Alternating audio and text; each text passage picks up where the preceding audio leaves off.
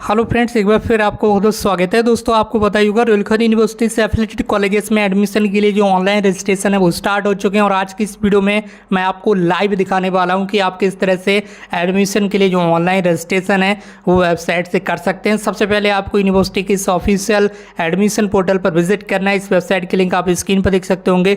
इसके अलावा इस वेबसाइट की लिंक आपको इस वीडियो के डिस्क्रिप्शन बॉक्स में मिल जाएगी। जैसे आप इस वेबसाइट पर आ जाते हैं, सबसे पहले यहाँ पर आपको एक ऑप्शन मिलता है न्यू एडमिशन अप्लाई। यहाँ पर आपको क्लिक करना है। अभी केवल रेगुलर एडमिशन हो रहे हैं और under graduate courses like S BA, BSc, BCom, BBA, BCA, BA, LLB, BSc, AG, इन सभी कोर्सेज में एडमिशन हो रहे हैं। ठीक है, तो आप इन कोर्सेज में एडमिशन के लिए जो ऑनलाइन रजिस्ट्रेशन है वो कर सकते हैं। ये फॉर्म फिल करना सभी स्टूडेंट्स को कंपलसरी है। बिना इस फॉर्म को फिल किए हुए आप किसी भी कॉलेज में जो एडमिशन है वो नहीं ले पाएंगे। कॉलेज में एडमिशन लेने से पहले आपको ये एडमिशन के लिए रजिस्ट्रेशन फॉर्म फिल करना अनिवार्य है। तो जैसे ही आप इस पोर्टल पर आ जाएंगे और यहाँ एडमिशन के लिए अप्लाई करेंगे तो सबसे पहले एकेडमिक सीजन में आपको चूज़ कर लेना है 2023-24 इस तरह से। उसके बाद यहाँ पर बताया जा रहा है एप्लीकेशन फॉर्म। ठीक है, कौन कौन से यहाँ पर आपको सिलेक्ट कोर्स पर क्लिक करना है और अंडर ग्रेजुएट कोर्स को सिलेक्ट कर लेना है। उसके बाद जितने भी कोर्सेज में एडमिशन स्टार्ट हो चुके हैं उन सभी कोर्सेज की जो लिंक है वो यहाँ पर आपको देखने के लिए मिल रही है। अगर आप इनमें से किसी भी कोर्स में एडमिशन लेना चाहते हैं तो देख लीजिए। अगर आप इनमें से किसी भी कोर्स में एडमिशन लेना चाहते हैं तो आपको यहाँ पर आ जाना है। सबसे पहले तो आपको यहाँ पर ध्यान देना, अगर आपने पहले से रुलखन यूनिवर्सिटी से कोई कोर्स किया हुआ है और आपके पास रुलखन यूनिवर्सिटी का या उससे एफिलिएटेड कॉलेजेस में आपने कोई कोर्स किया तो उसका एक इनरोलमेंट नंबर होता है, वो अगर आपके पास है तो यस करेंगे। जो स्टूडेंट्स अभी नया पहली बार अंडर ग्रेजुएट कोर्स में एडमिशन ले रहे हैं उनके पास इनरोलमेंट नंबर नहीं होगा तो वो सभी स्टूडेंट्स यहाँ नो वाले ऑप्शन पर ही टिक लगा रहने देंगे। ठीक है, ये यस तब होता है जब आप PG कोर्सेज में एडमिशन लेते हैं, क्योंकि UG कोर्स आपने रुलखन यूनिवर्सिटी से ही या फिर उससे एफिलिएटेड कॉलेजेस से किया होता है तो तब आपको इनरोलमेंट नंबर मिल जाता है। लेकिन अभी आप अंडर ग्रेजुएट कोर्सेज में एडमिशन के लिए आवेदन कर रहे हैं तो अभी आपके पास इनरोलमेंट नंबर नहीं होगा, इसलिए आप नो पर टिक लगा देंगे। उसके बाद आपको यहाँ पर आ जाना है, फटाफट अपना फॉर्म फिल करना है। सबसे पहले आपको अपना नेम लिखना है इंग्लिश में, जिस भी स्टूडेंट्स को एडमिशन लेना है ये सारी डिटेल्स 10th क्लास की मार्कशीट के अकॉर्डिंग फिल करना है। यहाँ पर छात्र छात्रा का जो नाम है वो हिंदी में लिख देना है। यहाँ पर उसके बाद नीचे आ जाना है, यहाँ पर मदर नेम आपको लिखना है, माताजी का नाम ये इंग्लिश में लिखना है इस साइड में, और इस साइड में माताजी का जो नाम है वो हिंदी में लिख देना है। उसके बाद आपको नीचे आ जाना है, यहाँ पर पिताजी का जो नाम है वो आपको अंग्रेजी में लिखना है यानी कि इंग्लिश में, और इधर आपको पिताजी का जो नाम है वो हिंदी में लिखना है। दोस्तों, वीडियो में आगे बढ़ने से पहले मैं आपको बताना चाहूँगा कि अगर आपने अभी तक हमारे ब्लॉग चैनल को सब्सक्राइब नहीं किया है तो ब्लॉग चैनल की लिंक वीडियो के कमेंट बॉक्स में उपलब्ध है, वहाँ से सब्सक्राइब कर लीजिए। इसके साथ ही हमारे व्हाट्सएप ग्रुप, टेलीग्राम चैनल और फेसबुक की लिंक भी वीडियो के कमेंट बॉक्स में है, तो वहाँ पर भी आप ज्वाइन कर सकते हैं। फेसबुक पर हमें जरूर फॉलो कर लें। उसके बाद हम नीचे आएंगे, यहाँ पर जेंडर ये आपको चूज़ करना होगा, मेल फीमेल। ठीक है, जो भी आपका जेंडर होगा स्टूडेंट्स का। उसके बाद रिलीजन में जो आप स्टूडेंट्स का रिलीजन है, जो धर्म है, वो अपने अकॉर्डिंग यहाँ से आपको सिलेक्ट कर लेना है। उसके बाद आपको नीचे आ जाना है, कैटेगरी चूज़ करना, आपकी कास्ट की कैटेगरी क्या है वो आपको यहाँ से चूज़ कर लेना है। अगर आप यहाँ पर OBC या SC या ST को चूज़ करेंगे तो यहाँ पर आपको अपनी जाति का नाम भी लिखना होगा। आपकी जाति का जो भी नाम है, ठीक है, वो यहाँ पर आपको लिख देना है। उसके बाद अगर आप किसी भी सब कैटेगरी से बिलोंग करते हैं तो प्लीज़ सिलेक्ट पर क्लिक करके इनमें से अगर आप किसी भी सब कैटेगरी से बिलोंग करते हैं तो यहाँ से आप सिलेक्ट कर लीजिए, अन्यथा इस पर आपको कुछ भी छेड़खानी करने की आवश्यकता नहीं है। अगर आप इनमें से किसी भी सब कैटेगरी से बिलोंग नहीं करते हैं तो उसे सिलेक्ट ना कीजिए। इसके बाद डेट ऑफ बर्थ में आपको इस कैलेंडर पर टिक करना है इस तरह से। यहाँ से अपनी डेट ऑफ बर्थ चूज़ करना है, सभी लोगों को पता होगा। सबसे पहले 2023 पर क्लिक करना है, ईयर ऑफ बर्थ यहाँ से चूज़ करना होगा। उसके बाद यहाँ JUN जून पर क्लिक करना है, यहाँ से अपना मंथ सेलेक्ट कर लेना और डेट इस तरह से क्लिक कर देना है। उसके बाद यहाँ पर बताया जा रहा है अपनी जाति का नाम लिखें, वो आपने लिख दिया होगा। अब हमें नीचे आ जाना है। सभी स्टूडेंट्स इंडियन ही होंगे तो इंडियन पर टिक लगा रहने दीजिए। अगर आप इंडिया के बाहर के हैं यानी कि नॉन रेजिडेंट ऑफ इंडिया, ठीक है, इंडिया के स्टूडेंट्स नहीं है तो आपको अदर वाले पर ऑप्शन पर टिक लगाना। उसके बाद मूल निवास राज्य, आप कौन सी स्टेट से बिलोंग करते हैं, आपका एड्रेस कौन सी स्टेट का है तो उस स्टेट को यहाँ से चूज़ करना है। उसके बाद mode of examination please select, Hindi या इंग्लिश कौन सी लैंग्वेज में आप एग्ज़ाम देना चाहते हैं वो यहाँ से आप सिलेक्ट करेंगे, हिंदी या इंग्लिश। उसके बाद आपको नीचे आ जाना। ये तो आपको पता ही होगा, मोबाइल नंबर लिखा हुआ है तो भैया अपना मोबाइल नंबर यहाँ पर लिखिए। अपने एक पेरेंट्स का एक मोबाइल नंबर यहाँ पर लिख दीजिए, माता या पिताजी का। ठीक है, अगर आपके पास दूसरा मोबाइल नंबर है तो अपना ही लिख सकते हैं, कोई प्रॉब्लम वाली ऐसी बात नहीं है। उसके बाद यहाँ से आपको एक अपनी आईडी सेलेक्ट करना है, प्लीज सेलेक्ट पर आपको क्लिक करना है। अगर आपके पास आधार कार्ड है तो आधार कार्ड पर टिक लगा दीजिए। यहाँ पर कई सारी आईडी हैं, आप अपने सुविधा अनुसार यहाँ से चूज़ कर लेंगे। हमने आधार कार्ड को चूज़ किया। आप जो भी आईडी यहाँ पर सिलेक्ट करेंगे उसका जो नंबर है वो यहाँ पर लिख देंगे। जिसके आधार कार्ड यहाँ पर चूज़ किया तो आधार का नंबर लिखेंगे, पैन कार्ड चूज़ करेंगे तो इधर पैन कार्ड का नंबर लिख देंगे। उसके बाद यहाँ पर आपको अपनी एक वैलिड ईमेल आईडी फिल करना होगी। उसके बाद नीचे आ जाना है। 12वीं क्लास का जो आपका रोल नंबर है वो आप यहाँ पर लिखेंगे। 10th क्लास की मार्कशीट का जो सीरियल नंबर होता है वो आपको यहाँ पर लिखना होता है। और 10th क्लास की मार्कशीट पर आपका जो रोल नंबर होता है वो आपको यहाँ पर लिखना होता है। 10th क्लास यानी कि हाई स्कूल आपने कौन सी ईयर में पास किया, प्लीज़ सिलेक्ट पर आप क्लिक करेंगे और 10th क्लास आपने जिस भी ईयर में पास किया होगा उसे इस तरह से यहाँ से सिलेक्ट कर लेंगे। उसके बाद आपको नीचे आ जाना है और यहाँ पर आपको सबमिट पर क्लिक करना होता है। जैसे ही आप सबमिट पर क्लिक करते हैं आपके सामने कुछ इस तरह से एक ये आईडी और एक जो पासवर्ड है ये जनरेट होकर आ जाता है।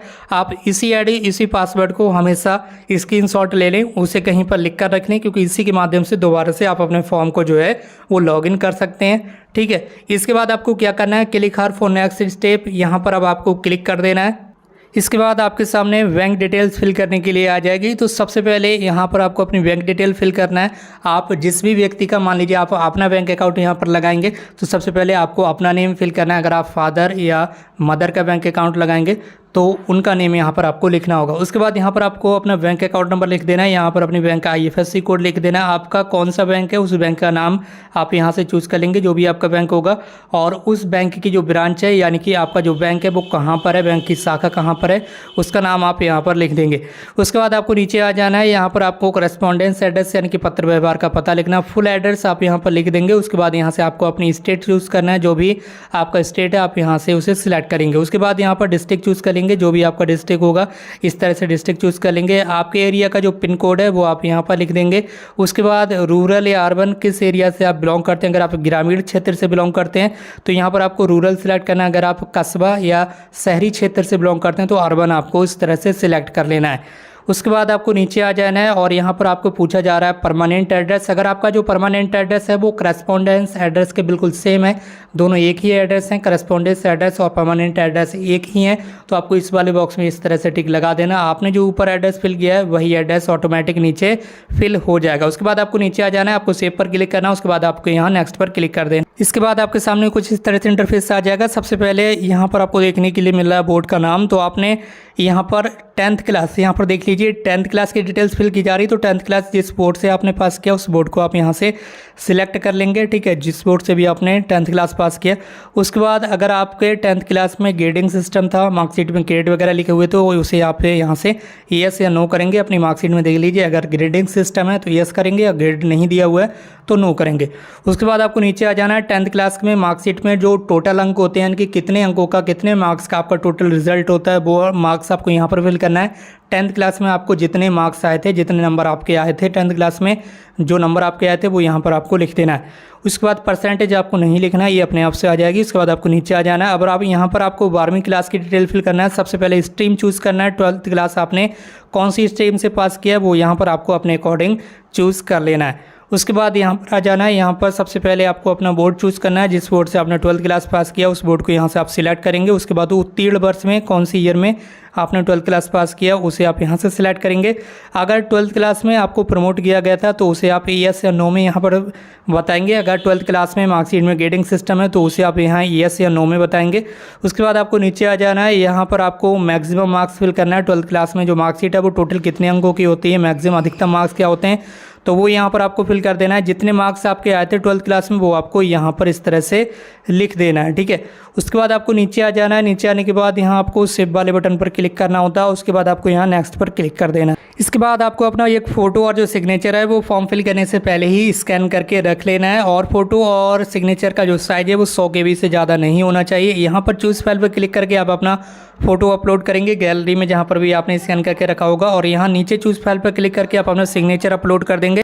जब आप यहाँ पर दोनों फाइल को चूज़ कर लेंगे तो आपका जो फोटो है यहाँ पर दिखाई देगा और जो सिग्नेचर है वो यहाँ पर दिखाई देगा। उसके बाद आप यहाँ सेव पर क्लिक कर देंगे और उसके बाद आप यहाँ नेक्स्ट वाले बटन पर क्लिक कर। इसके बाद आपके सामने कुछ इस तरह से ये ऑप्शंस आ जाएंगे। यहाँ पर आपको अपनी वेटेज डिटेल्स देना है। एक चीज़ यहाँ पर आपको ध्यान रखना है, ये जो वेटेज लिस्ट है ये LLB के कोर्स के लिए एलिजिबल नहीं है, यानी कि LLB के कोर्स में इस वेटेज लिस्ट से कोई भी फ़ायदा आपको नहीं मिलेगा। वेटेज लिस्ट का आपको फ़ायदा मिल रहा है, जैसे कि मान लीजिए आपने यहाँ पर NCC का आपके पास जीवन प्रमाण पत्र है तो आपको 10 मार्क्स उसमें मिल जाएंगे। इस तरह से जो भी सर्टिफिकेट यहाँ पर आपके पास हैं आप उस सर्टिफिकेट के आगे इस तरह से टिक लगा देंगे तो उसका आपको बोनस अंक मिलेगा, यानी कि जो परसेंटेज है वो आपकी बढ़ जाएगी और आपको यहाँ पर जो एडमिशन है वो अच्छे कॉलेज में आप ले सकते हैं। ठीक है, अगर आपके पास इनमें से कोई भी सर्टिफिकेट नहीं है, कई सारे सर्टिफिकेट आपके पास हो सकते हैं, जैसे कि मान लीजिए भारत के राष्ट्रपति के द्वारा आपको यहाँ पर पुरस्कृत किया गया राष्ट्रपति जी के द्वारा, तो अगर आपके पास वो सर्टिफिकेट तो आप यहाँ पर टिक लगाएंगे।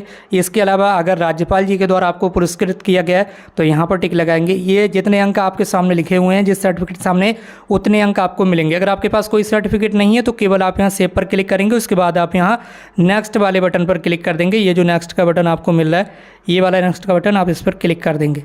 इसके बाद आपके सामने कुछ इस तरह से इंटरफेस आ जाएगा। सबसे पहले यहाँ पर अब आपको अपना कोर्स सिलेक्ट करना है कि आपको कौन से कोर्स में एडमिशन लेना है। मान लीजिए आपको BA में एडमिशन लेना है तो BA सिलेक्ट करेंगे, BA LLB में एडमिशन लेना है तो BA LLB सिलेक्ट करेंगे। आपको जिस भी कोर्स में एडमिशन लेना है उस कोर्स को इस तरह से सिलेक्ट करेंगे और आई एग्री पर क्लिक कर देंगे। उसके बाद सब्जेक्ट में आपको चूज़ कर लेना है, जो भी यहाँ पर आ रहा है उसे आप सेलेक्ट करेंगे।